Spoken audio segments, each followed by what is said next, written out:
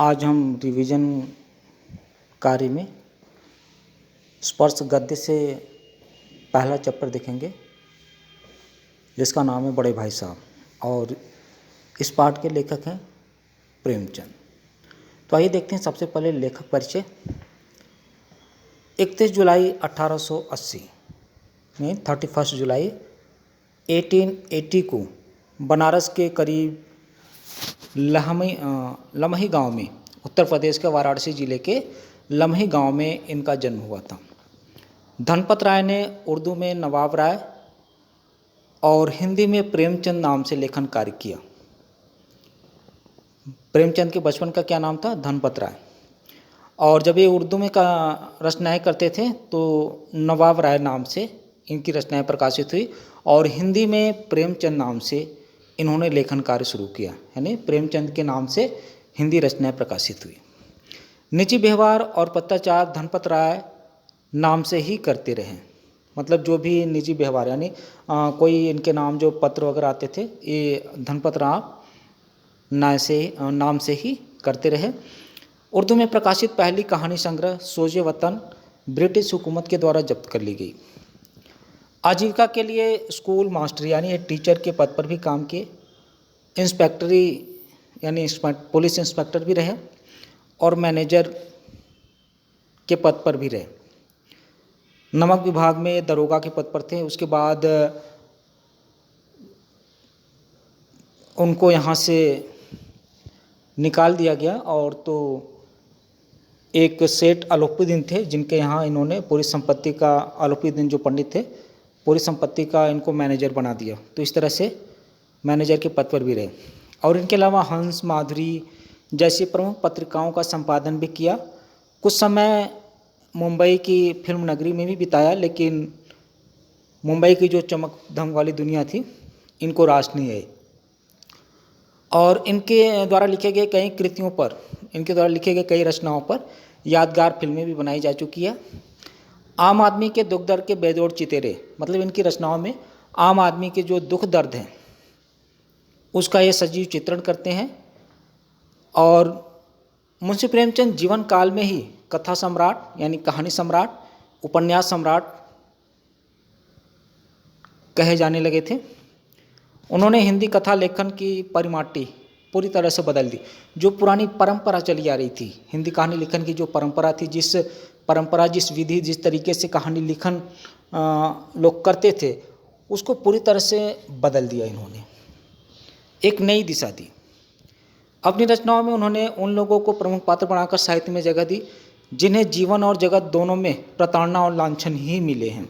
मतलब समाज के उस वर्ग के लोगों को इन्होंने अपनी रचनाओं में स्थान दिया जिनका समाज में कोई वैल्यू नहीं था।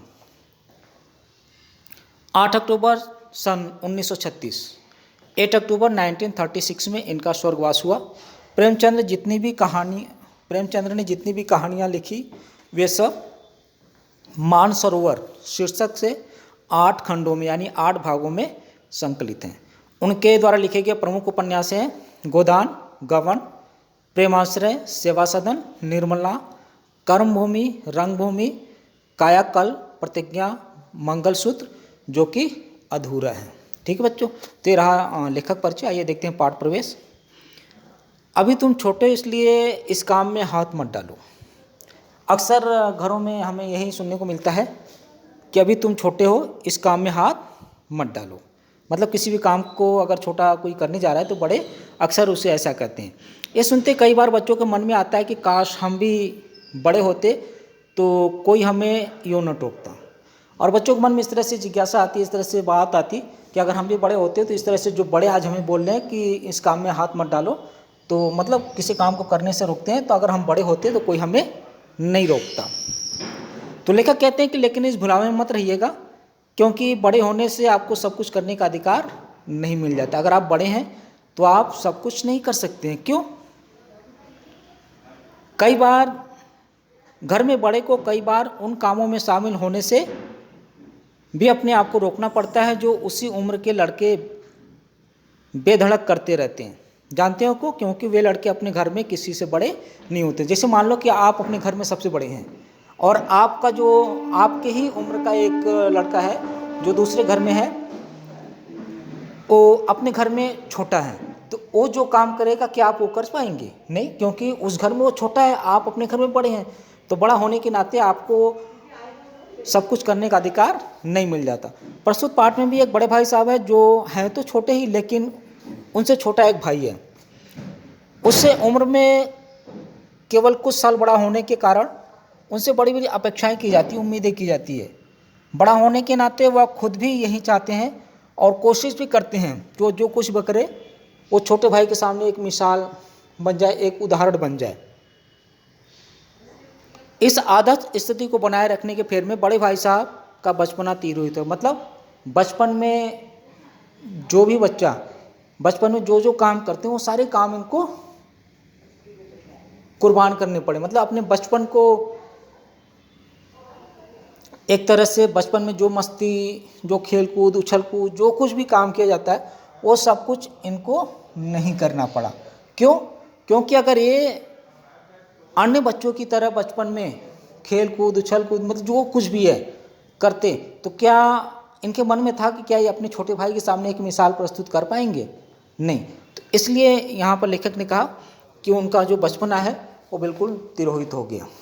ठीक बच्चों, तो अगले वीडियो हम देखेंगे इस पाठ के बारे में। ठीक है बच्चों, धन्यवाद।